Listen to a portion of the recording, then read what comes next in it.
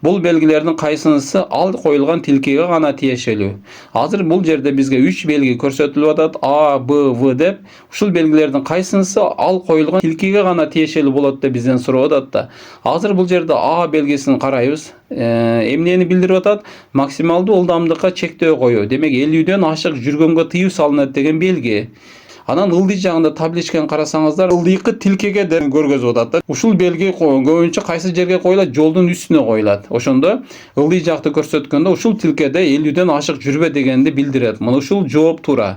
Ал эми калгандары Б кандай? Бул милдеттендирүүчү 50ден жогору жүр деп атат. Ал эми В болсо сунуштоочу белги. 50 менен жүргөн жакшыраак деген белги. Бирок булар экөө тең ошол тилкеде гана жүр дегенди билдирбейт. Ошондо ушул тилкеде гана дегени ушул А деген, ушул тилкеде гана жүрүшүң керек, 50ден ашпай дегенди билдирет. Ошондо А дегенди белгилейбиз. А гана деген жооп туура болот. Кыздар үчүн чоң рахмат. Урматтуу менин көрүүчүлөрүм, мен катталуучуларым. Эгер право алууда экзаменден өтүү аябай кыйын болуп жаткан болсо, кайра барып жадаган болсоңуздар, анда менде платный онлайн курс бар. Үйдө эле отуруп даярдансаңыздар болот. Мен онлайн курсумда окугандардан азыркы кезде 670тен ашык окуучум өз күчү менен өтүштү. Сиздер да өтөсүздөр. Ал үчүн менин ошо профилим астында WhatsApp группанын ссылкасы коюлду. Ошол ссылка аркылуу кирсеңиздер, мен онлайн курс боюнча толук маалыматтарды беремин.